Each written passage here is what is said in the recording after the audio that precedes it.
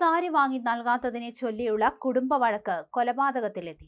മഹാരാഷ്ട്രയിലാണ് സംഭവമുണ്ടായത്. ഭർത്താവിനെ ഭാര്യയാണ് കൊലപ്പെടുത്തിയത്. ഭാര്യ അറസ്റ്റിലാവുകയും ചെയ്തു. ബീഹാർ സ്വദേശിയായ സുനിത ദേവിയെയാണ് പോലീസ് അറസ്റ്റ് ചെയ്തത്.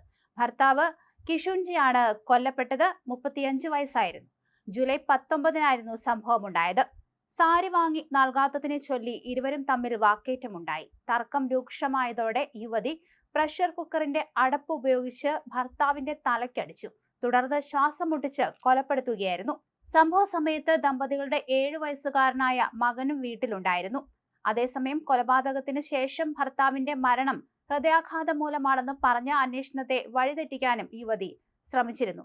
പോസ്റ്റ്മോർട്ടം റിപ്പോർട്ടാണ് കേസിൽ നിർണായക വഴിത്തിരിവായി മാറിയത്. വീട്ടുടമയെയും മരിച്ചയാളുടെ ബന്ധുക്കളെയും ചോദ്യം ചെയ്തപ്പോൾ ദമ്പതികൾ തമ്മിലുള്ള വഴക്കിനെ കുറിച്ചുള്ള വിവരങ്ങൾ പോലീസിന് കിട്ടുകയായിരുന്നു. അങ്ങനെയാണ് കൊലപാതക വിവരം പുറത്തായത്.